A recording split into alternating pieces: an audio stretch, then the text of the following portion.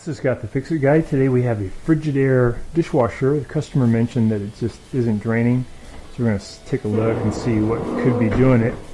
So when we look in there, we see a lot of water, so something's preventing it from draining. We're going to check a few things. One thing we'll try first is just the cancel button. Alright, so we should hear it. Maybe we can hear the drain motor kick in when we close it. We hear circulation. Let's see if we can cancel it. This is a Frigidaire gallery dishwasher. I'm going to remove this bottom panel. Just a couple Phillips head screws holding it in. And then kind of feel what's going on with the drain pump. I don't hear anything, but sometimes you can feel it vibrating when the impeller gets stuck. And also the drain motor will tend to get hot. So that's the circulation motor going. That sounds good. We look in here. This is the circulation motor here. Where my finger is, I can feel it. It's doing good. This is the fill valve. Drain motor must be behind. Yeah, I can actually see it. It's basically on the other side of the circulation motor. Let me try the cancel command again. So right now it's doing circulation. Water shooting around. So now we're doing cancel. Theoretically that should go to drain now. It should activate it.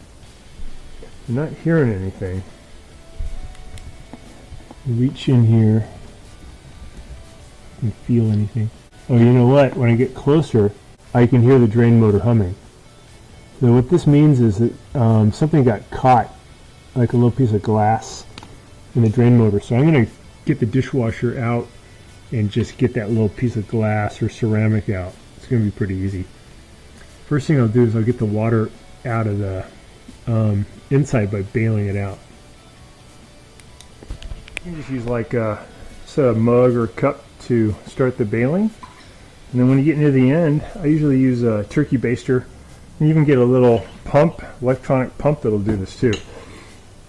But it's pretty quick and easy just to use a cup. I'm bailing out the water. I decided to move a little bit of the filter, and there's a lot of debris in here, so I think that there's just a ton of junk. And this is a case where the customer does not rinse their dishes, and this is what will happen. The dishwasher will not work well, and it will. This is the problem. So it's going to be a matter of just getting all this crud out from where the drain is, and it's going to work fine. And also it'll clean a lot better once we remove all this stuff. So it is really wise to rinse your dishes. So I got the filter off, and we can see the filter is massively clogged. So it's a wonder this machine could even clean dishes at all.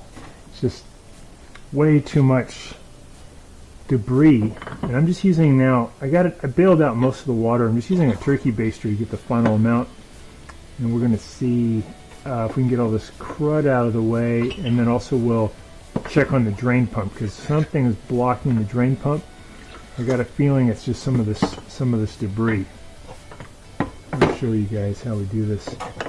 But a lot of junk in there, right? That's all stuff that can get pulled into the circulation motor and cause all kinds of problems. So please rinse your dishes. Do the next step. So here's the turbidity sensor down here, and it's just got a bunch of crap in the way too. Wow. It's going to get all this stuff out. Okay. That's the area called the sump. Pretty clean. We're going to get a little cleaner, and then I'm going to pull the dishwasher out and see what's clogging the pump itself. It could be all kinds of stuff. All right.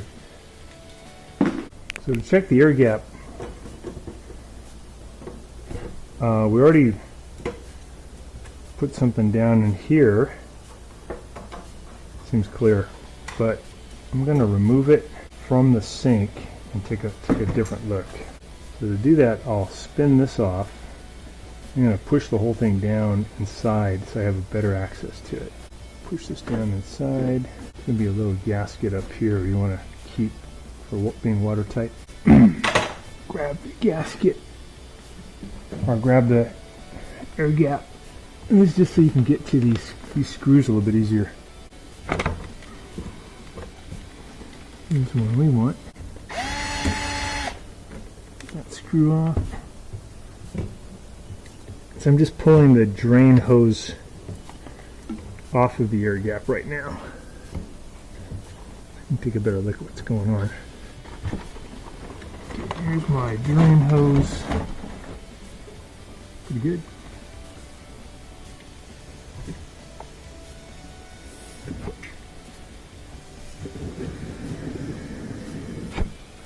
So I'm pushing air in there pretty hard. I can hear it gurgling around in there. So I think we got good flow.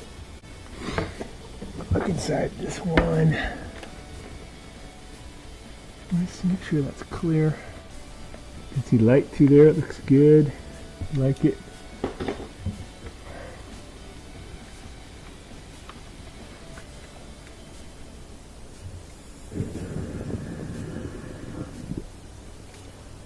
So there was some resistance, and now I can hear it flowing. Maybe something in the tube got shot through. Let's see if it's going to work now. So put that tube back on. Up on the air gap. Put this one back up. Tighten up that screw. It's tight. I'm going to push this thing back up. And what I usually do is I'll put my finger down here so I can kind of feel, use my other hand, push it up in there. It helps me index it so I can find it. There it is. Push it up, the gasket on there. I'm going to thread this nut back on the air gap. I'll take this dishwasher for a test drive, see how it's doing. One test I like to do is when it does drain, I'm going to let it fill up, I'm going to let it drain. I like to see water shoot out of this about that high, maybe 3 or 4 inches. And I know the drain's really doing good. So I'm going to leave the cap off here for a second. We're going to start the dishwasher. Okay, we got power. It says power failure. That's normal because it's just telling you the power went out. I'm going to select the cycle. Do quick wash, 50 minutes. Start. It's letting water in. See what happens. We have a full contingent of water now. The circulation motor is active, and we can actually hear it shooting around a lot better than it did previously. And that was the result of this filter being so clogged. So we're going to also clean that. Next thing I'll do is I'll press cancel. I want to see if I get some water coming out there.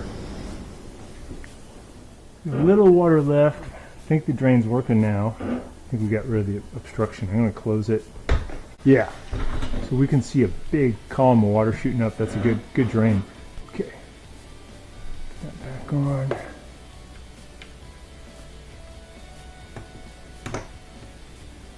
Put that back. We're just getting the surface stuff off of the screen. And you got to get in here and get all this stuff out too, because that is where the water flows, should flow, wants to flow. So this filter's pretty good. It looks like it trapped a lot of the stuff before it got into the mechanism, but some definitely got in. Look at this stuff, so thick. So this port has to go that way.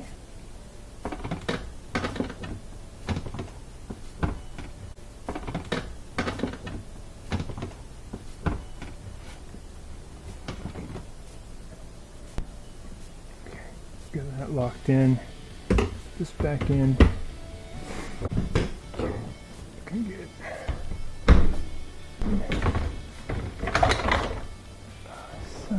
biscuit.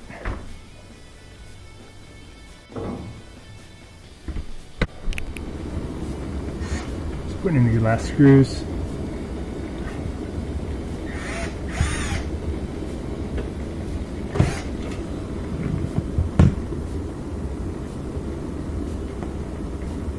We can hear the circulation motor is just really doing good, pushing the water around really well. So that's a result of it being a lot cleaner. Open it up. It was on quick wash. I'll cancel. Should start the drain motor. There we go. So it's flowing really good. We can hear it. Back working good. So thanks so much for watching, and please subscribe when you get a chance. Things we did again was we cleared the air gap, and we made sure there was nothing obstructing the impeller, and we cleaned the filter. A lot of bad stuff in there. So again, thanks for watching. I'd like to announce our new channel membership.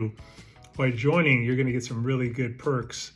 Number one, you're going to get live help whenever you need it on your appliance problems, either by text, email, FaceTime, Zoom, whatever you want to get your appliance problem resolved. I'll be able to get you any kind of parts diagrams that you need.